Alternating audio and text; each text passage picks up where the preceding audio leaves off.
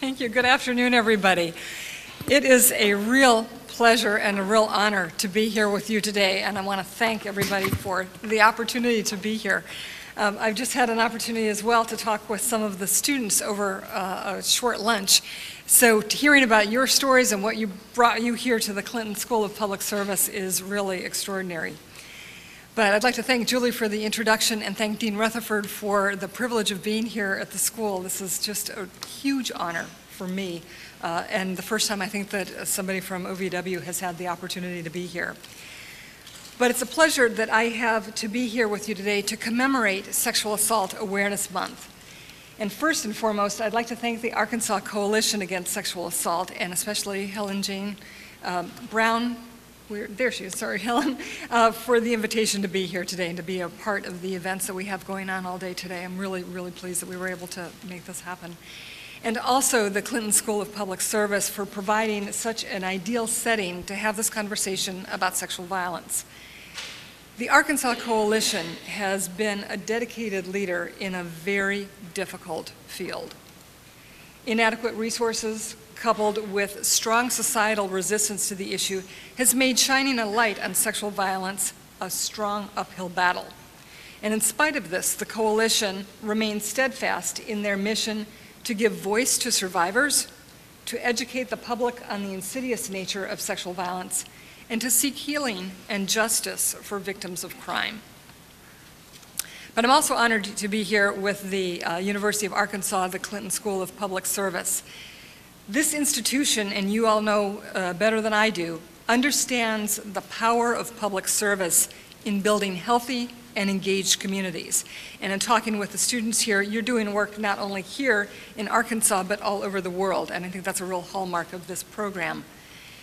The vision and the values of the Clinton School resonate with me personally and with what we are trying to do at the Justice Department in Washington. We know that to achieve the kind of progress we want, we need to start with communities. We need to educate one another, and we need to work collaboratively together. And I'm thrilled to be here to take another step in that direction together. I will also say that as a judge for nearly 20 years altogether, we were not, because of our code of ethics, permitted to participate in political activities. So while my friends and neighbors could go to political events, and if you know New Hampshire, it's like Iowa, every politician comes to your state. And if you don't have breakfast with them, you have not met the politicians. I mean, it's just this rite of passage in New Hampshire. And so everybody got to meet everybody, and I never had the opportunity to meet President Clinton as a candidate or even when he was in office until our Supreme Court invited President Clinton, after he had left office, to come for a special honor. And so when the Chief Justice says you can come, we got to come. So I got to meet President Clinton a year ago, and at that point in time, he takes me aside and he says, "Do you know, Bonnie Campbell was my director?" And he spoke about Bonnie Campbell, who was the first director of the Office on Violence Against Women, with such affinity. And I thought, boy, if I can bring that level of respect to President Obama, I will have accomplished a huge amount, because Bonnie Campbell was extraordinary. But to actually meet President Clinton and now to be in his school of public service, I just can't tell you what a personal, deep personal privilege this is to be here and to have the chance to meet with the students. The work you're doing is incredible, and the work that you're going to do in the years ahead is just remarkable. So I am just so pleased to be here, and thank you for the honor. So to talk about sexual violence, I think there's probably not a person in the room here who does not know that sexual assault is a very complex crime, and it affects every sector of our society. It cuts across public and private boundaries, and it's a crime that knows no age, no race, no gender, no geographic location, no ethnicity, no sexual orientation. None of us is immune from this, but all of us have a responsibility to end sexual violence. The challenge that we face is to meet the needs of an incredibly diverse population of victims, while at the same time providing them with appropriate services on the one hand, and then holding offenders accountable on the other hand. We need to talk about both sides of this, and we need to talk about men and women doing this together. The statistics tell us that we have our work cut out for us. And I will acknowledge right off the bat that statistics are some of the hardest things to collect when we're talking about sexual violence. But we have an office within the Justice Department called the Bureau of Justice Statistics, federal office for this.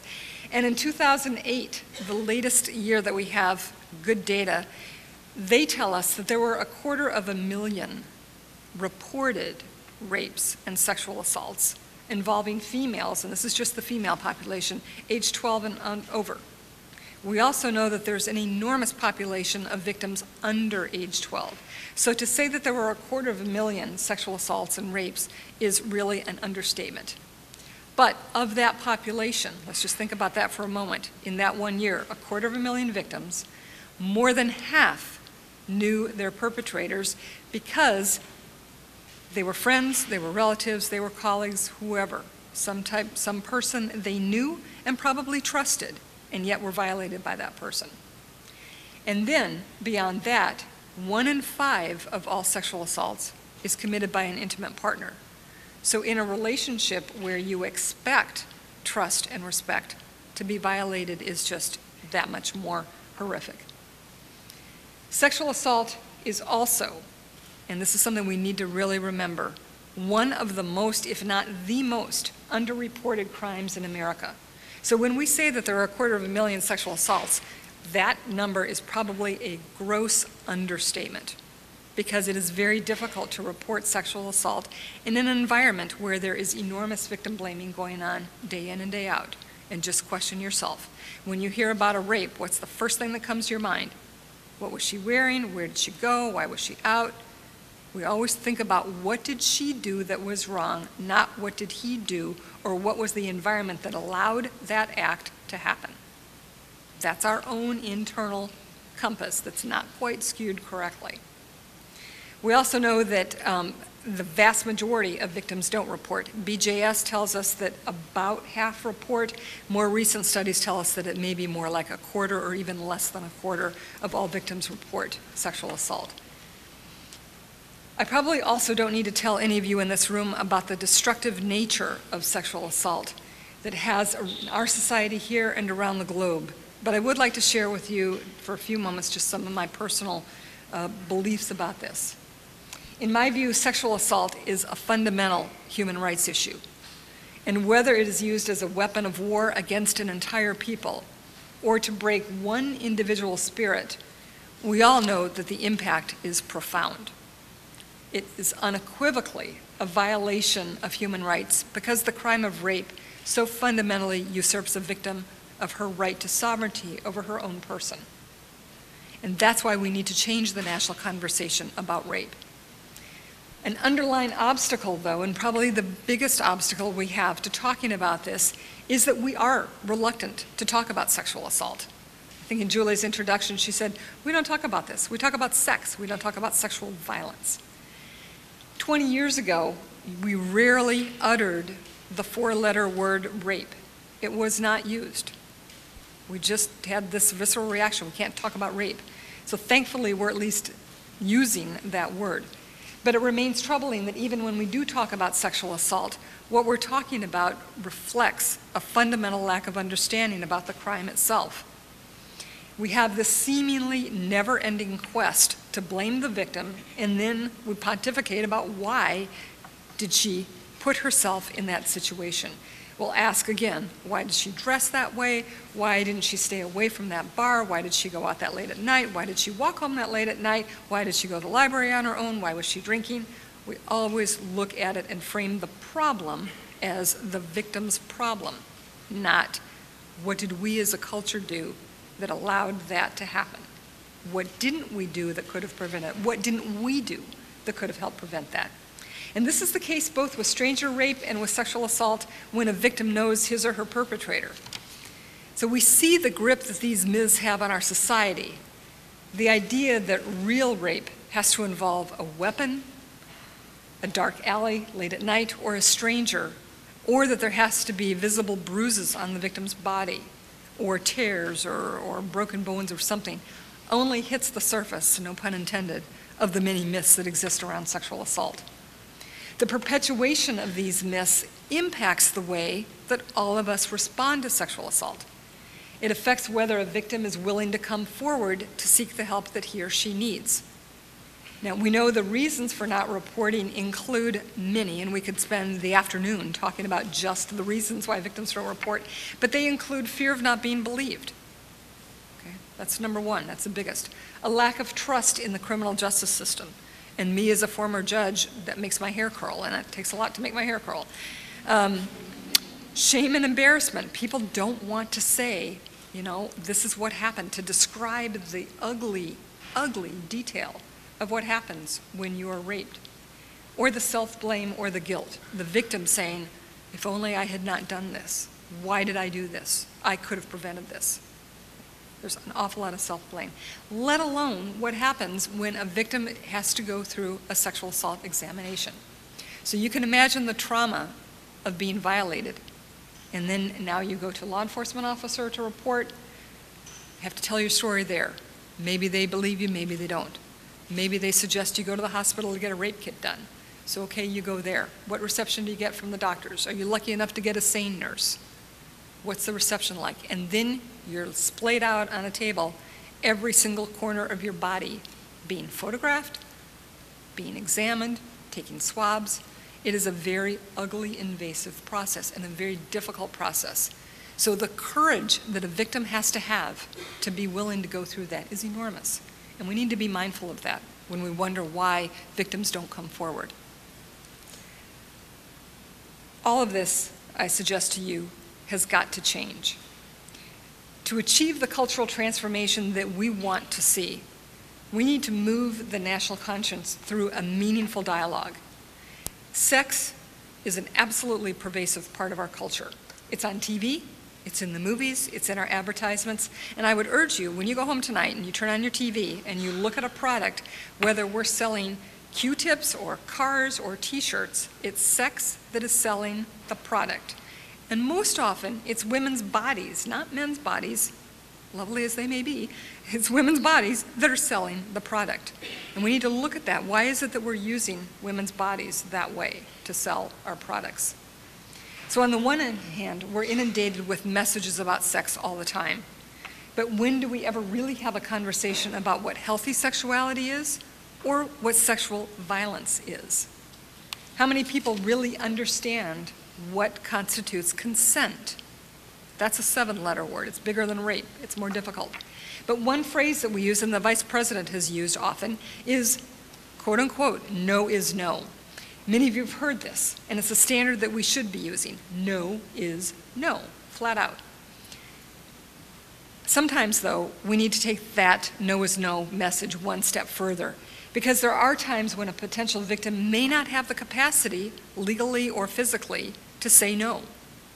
Sometimes the victim is too afraid. Sometimes the victim is under the influence of drugs or alcohol.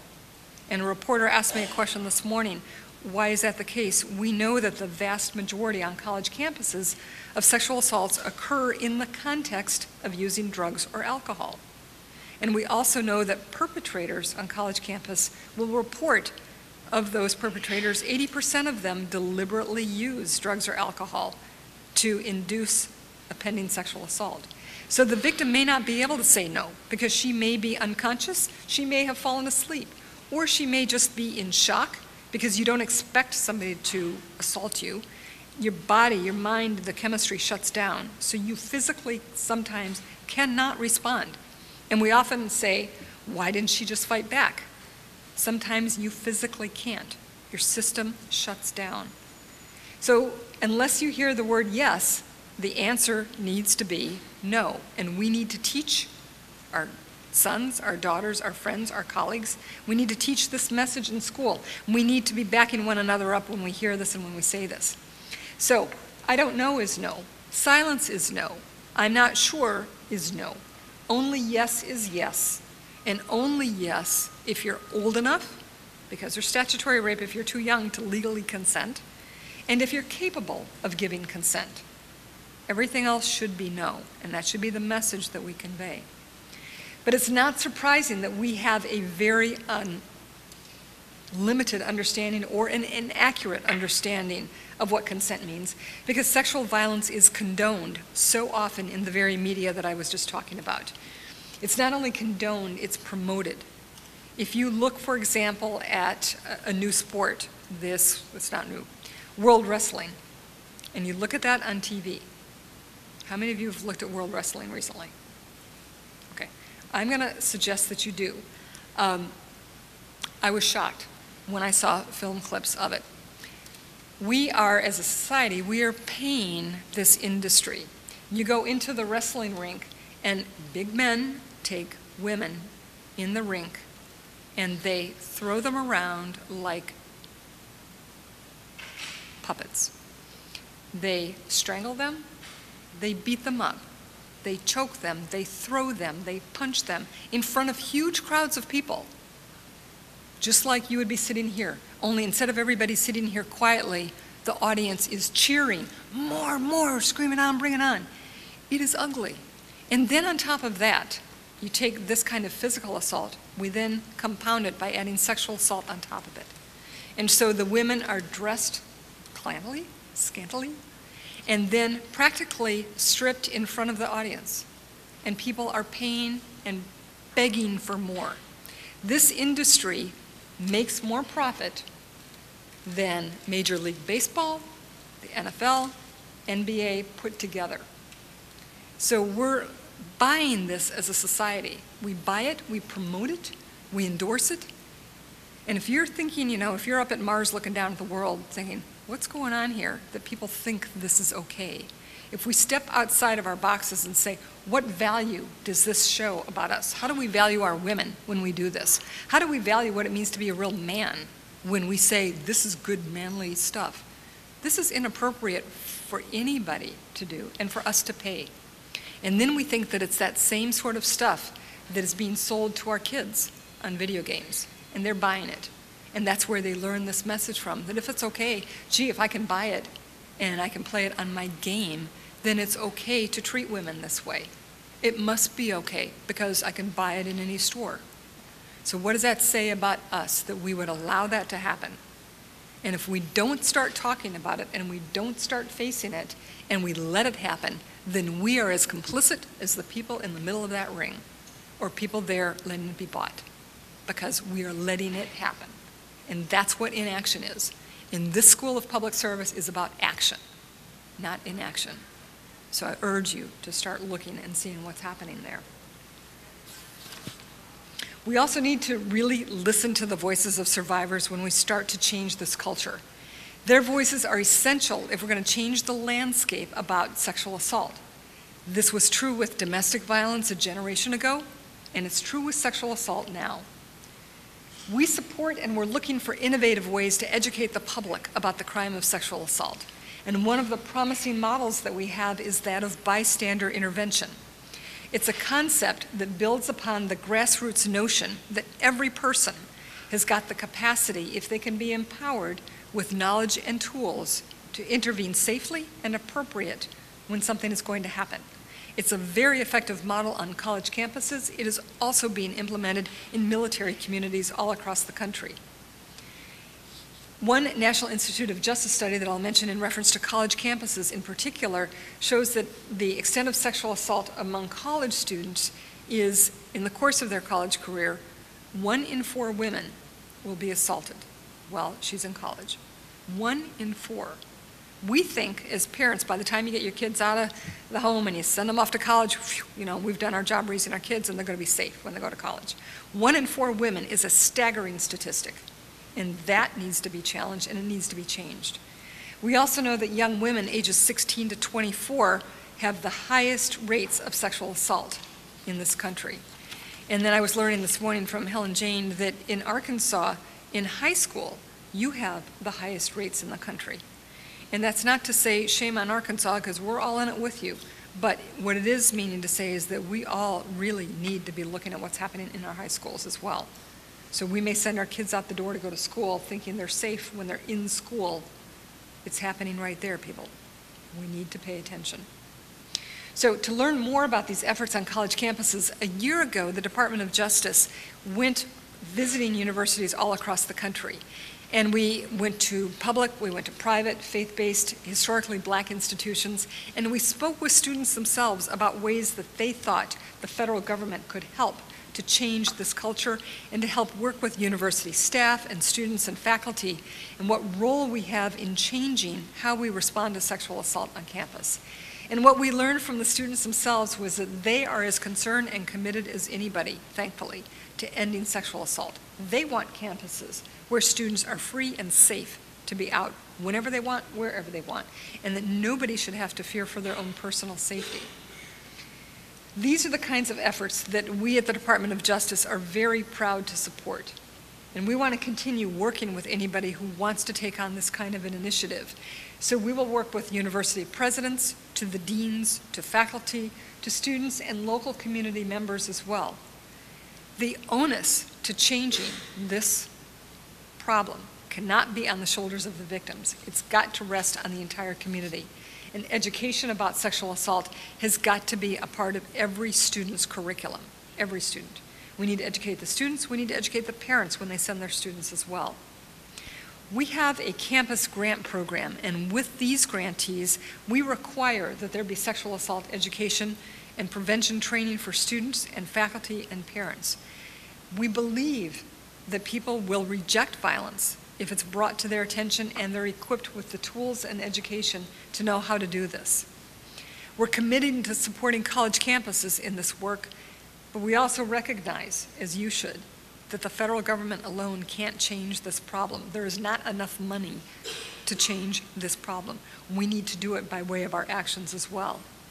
But we know that it's essential to develop campus-based programs where we will work with victim services, with campus law enforcement, healthcare providers, housing officials, administrators, student leaders, student disciplinary boards, all working together and working in conjunction with the local community. These efforts have got to be linked to your local criminal justice agencies. So your local law enforcement, your local prosecutors, your local judges. Everybody needs to be on the same page in how we as a community respond to sexual assault. So it ought not matter where a perpetrator gets arrested, where he's arrested off campus or on campus, or whether a student is assaulted on campus or off campus. We need to be on one page on this.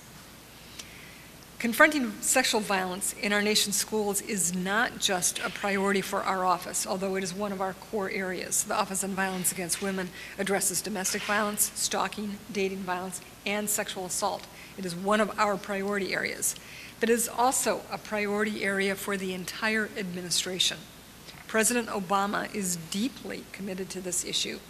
And I think, as Julie mentioned earlier, the Violence Against Women Act was passed back in 1994 when then Senator Biden, now Vice President, worked so hard for so many years to pull together this effort to pass the Violence Against Women Act. So very recently, Vice President Biden was with the Secretary of Education, Arne Duncan, and they introduced guidance on legal obligations for schools and college campuses to prevent and respond to sexual violence. And coincidentally, they picked UNH, University of New Hampshire, my own home state, because of the good work that that campus was doing around ending sexual violence. They outlined and they discussed in some detail the federal Civil Rights Act around college sexual violence. This is Title IX that prohibits discrimination in college campuses on the basis of sex in education and other activities on campus. The guidance itself provides for schools, colleges, and universities that Title IX requires that students be protected from violence. But it also provides guidance to administrators on how they can prevent sexual violence and then remedies if there's an act of sexual assault. They talked about, Secretary Duncan and Vice President Biden, about prevention efforts through education, raising awareness, and then taking swift action. We can't wait months or years for a response. We need to respond quickly. So Vice President Biden, when I talk about the administration's support, worked tirelessly to expose violence in our society as a senator, and he has continued to be relentless in his efforts to bring national attention to violence against women, and in particular to talk about sexual violence against women. He was the author, as I mentioned, of the landmark Violence Against Women Act in 1994. At that time and to this day, he challenges us to transform the way that we think about sexual violence and to respond appropriately. He has a quote that I use all the time because it is just so perfect. He says, "We are helpless to change the course of this violence unless and until we achieve a national consensus that it deserves our profound public outrage." Our profound public outrage. He said this in 1993. That quote is as true today as it was, sadly, 2 decades ago. President Clinton, of course, was the first to sign the Violence Against Women Act into law. So now that Vice President Biden is in the White House with President Obama, we have a time when we actually could not have circumstances better suited for us to raise up this profound public outrage and start talking, not just talking, but get active and do something about this. I'm really proud to be a part of the administration now that is taking on this effort to end sexual violence, because we can't continue to turn a blind eye to this. We know that so many students are going to be assaulted, and if we don't do something about this, we need to change that landscape. But many students are assaulted before they even get into college. Prior to serving in my current role as the director of the Office on Violence Against Women, I served as a family court judge, as Julie mentioned, in New Hampshire. And I spent 20 years there working with families, seeing over and over again how the cycle of violence plays out throughout generations in families.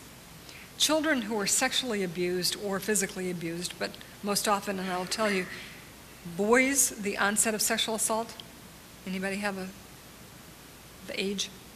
The average age of when boys are first assaulted? Anybody? Yes? 4? Very close. 5. That's the average first onset for boys who are sexually assaulted. So it's a concern that we have, obviously. When children are sexually abused or otherwise exposed to any other form of violence, they suffer setbacks in their own physiological and mental health development. And tragically, they are most at risk, as are girls when they're victimized as children, to be re-victimized as adults, and in particular for boys to then become perpetrators of violence. We need to rededicate our efforts to end sexual assault, and especially for the most vulnerable populations. Children are one of the many vulnerable populations, but we also have immigrants, because we know they are at dire risk.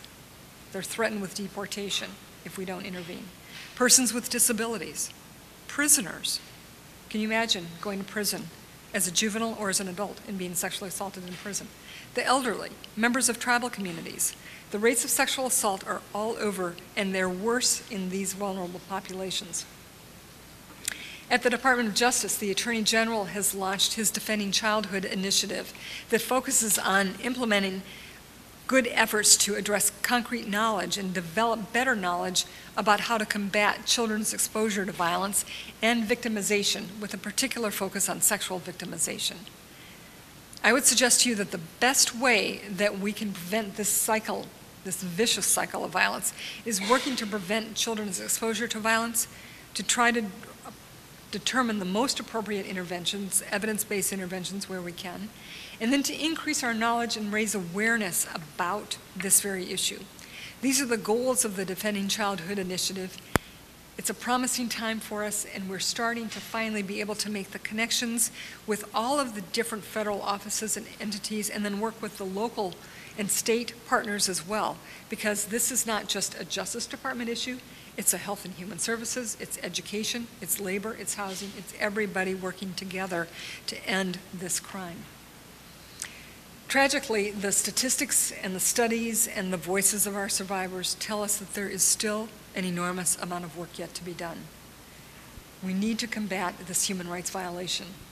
At OVW, we are working to elevate sexual violence and address it in a way to ensure that it receives the resources and the attention that it deserves and that it has lacked over the past number of years. In my view, sexual assault can no longer remain an afterthought or a footnote or a postscript to what we do. We need to weave a discussion of sexual assault into all the work that we do. When we understand this, we can focus our resources on expanding our knowledge, expanding our public discourse about the issue. We just recently launched an $8 million initiative called the Sexual Assault Demonstration Initiative that is going to work particularly in rural areas like Arkansas, where there are so many coalitions that are providing multiple services, not just sexual assault, so that we can increase the capacity of victim service providers to meet the needs of sexual assault victims throughout every state and every county in the country. We're going to be selecting 6 demonstration sites to develop new programs that we can then use as models to take around the country. We're very excited about finally being ready to get this one off the ground. We'll be announcing the award winners for this in June. This past October, also, our office worked in conjunction with the White House to host the first ever roundtable on sexual violence in America. The participants included a broad range of disciplines and also included a number of survivors. The discussion focused on what the barriers are to addressing this insidious problem and why it is that we have such a hard time moving forward. We recognize it's a problem, but what can we do about it? How can we finally address it? We've had lots of further discussion about this, and we'll be setting off to have a number of roundtables around the country. The report of the proceedings has just been posted on our website, which is very simply ovw.usdoj, United States Department of Justice.gov. You're welcome to read the report. It's a summary of the proceedings so you can see what the issues were that we discussed at that point. We're also working with the National Institute of Justice, which is another part of the Justice Department, on their sexual assault kit backlog project. You've probably heard in the news reports all around the country, there are thousands of rape kits waiting, sometimes in hospitals because they haven't gone over to law enforcement, sometimes in law enforcement storage houses, waiting to be examined because of the lack of resource or the capacity to do this. We're working with NIJ to help fund projects so we can understand why there is such a backlog, reduce that backlog, and then be able to find and locate more offenders and move these cases forward for prosecution where there is a wish to do so and a capacity to do so. So while there's a lot that has been done to address sexual assault, we have a great deal of work yet ahead. Ending sexual violence is a priority for our office, for the department, and for the administration. We are committed to creating a culture where victims will be believed when they report the crime, where they'll be supported, where they'll be safe to report the crime, and where they'll be treated with respect by all those with whom they come into contact, including judges, because we as a group were not the most receptive group. And then where perpetrators will ultimately be held accountable. So from entry into final outcome. We want a criminal justice system that works for those survivors who want a criminal justice response. We need to make sure that we have other resources available as well. But we also need to remember that sexual violence is not just a women's issue. And your Attorney General this morning made a very good point about this. And kudos to him for recognizing that this is a men's issue also. Everybody needs to join together. Men can be good mentors for young men about what appropriate role modeling can be for what being a real man is all about. When women prosper and when we have good economy and good security, then all across the globe we will be able to finally end sexual assault. And it's not, though, until we have safety and security, not only in this country but abroad, that we can really work together to end sexual assault. We need, as a country, to lead by example, to ensure that this message is heard all around the world. We have an historic opportunity to recommit ourselves to ending sexual violence. President Obama, as I mentioned earlier this morning, was the first president ever to declare April a Sexual Assault Awareness Month. He's also demonstrated his commitment when he launched the unprecedented effort in our history to bring the concerns of women and girls to the forefront of the administration by creating a White House Council on Women and Girls. This is a 23-member, high cabinet level council that addresses the issue and makes sure that the concerns of women and girls are included in every administration initiative. This is unprecedented for any administration. And then thirdly, for the first time ever, the president with the vice president has put into the White House an advisor on violence against women, Lynn Rosenthal, if any of you know her. And she has been an extraordinary voice for women in the White House. particularly around violence against women. So we are committed to addressing this cause and to working with every state, every territory, and every community around the country to ensure that resources are made available to the greatest extent possible.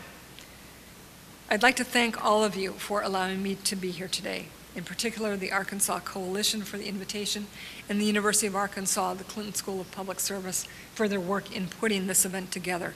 I understand you have lots of these events, and I know the amount of work that goes into this is extraordinary.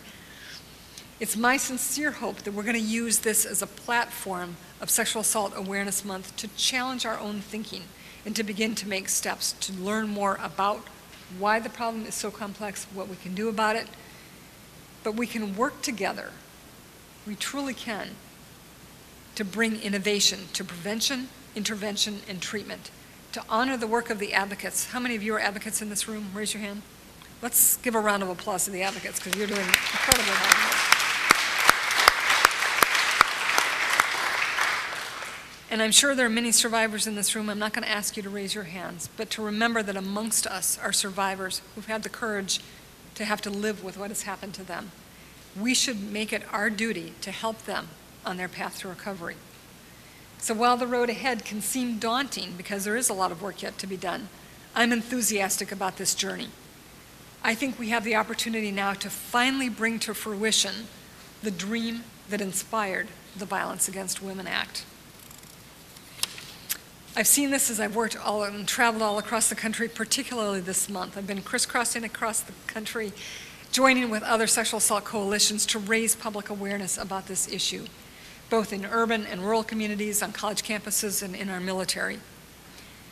There's one common denominator in all of this work and in all of these places, as different as they are, and that is that we all believe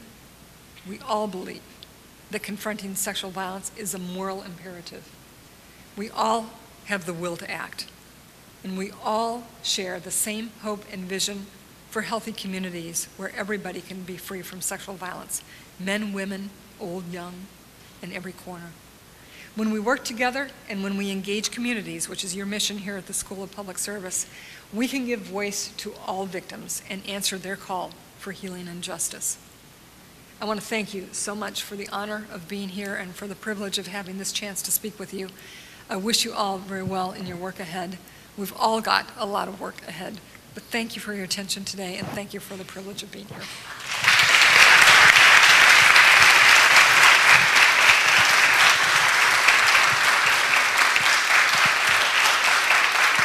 You want to take a couple of questions? If you raise your hand, we do have time for a couple questions, and we'll get a microphone to you so everyone can hear you. Johnny? First off, WWE, you've just touched the surface, and I've read about the psychology and sociology of fans on that. But my question deals with the Drew Shadeen National Sexual Offender Registry. I had read in the Grand Forks Herald and the Fargo Forum that there may be funding cuts from that. And I think that's especially important because of the number of sexual offenders that are on that live near college campuses. And I was wanting to know what your thoughts about that and what you know about the funding. Thank you. The Sexual Offender Registry is not something which is handled in our office, so I'm probably not the best person to answer that question. And I haven't read in the latest budget round if that portion has been cut. I will tell you that fortunately our office at least has mostly survived some of the significant cuts recently. In fact, we've just spent weeks going through, of course, the continuing resolution that has kind of made it difficult to be moving forward on some of these issues because of not having funding to do that. And then as well with the budget cuts that were compromised. I suspect that may have been one that has been cut. I know it has been a real challenge within the department, throughout the government, to determine where to make some tough choices about the cuts. I think if indeed that is what is being cut, then we just need to think of other ways that we can be focused on how do we protect and how do we raise consciousness so that we're not relying upon one vehicle for that. But beyond that, I'm sorry that I can't give you a more specific answer on that. Thank you. There is a SMART office in the Office of Justice Programs, and they could answer that question for you, and I can get you information afterwards if you wish. Mark? My name is Mark Peters. I'm a first-year student here at the Clinton School. Thank you so much for being with us today. I was hoping you could talk a little bit about the debate that's been going on in Washington about forcible rape versus rape. I know in Congress it's come up a lot, and in Arkansas I'm pretty sure that the state definition for sexual assault is based on forcible rape, and I was just hoping that you could talk about like the legal ramifications of the way the wording is. Interesting question. We had a hearing last fall before the Senate Judiciary Committee, our office did, testifying about the impact of sexual violence in America and what it is, various implications of that. There are lots of different definitions, and I don't want to speak specifically to this one, so let me kind of give you a broader perspective on this. Frankly, I have always struggled with the term forcible rape, because how do you have a rape that's not forcible? By definition, there's force involved. So every state, though, has its own definitions of what rape is. You'll have classes of rape definitions. There'll be a sexual assault 1, 2, 3, 4, or an ABC, or a felony level, or a misdemeanor level. I think the issue that is more important than whether we're calling it forcible rape or not is what is the underlying activity that's being challenge, because that's going to drive whether it's dealt with as a misdemeanor offense, which is typically, and I say this typically, in most jurisdictions that means that you're eligible for a fine and up to 1 year incarceration, or a felony level offense where it would be much greater. And then you could have aggravated sexual assault, you could have aggravated rape, you could have lots of other different crimes.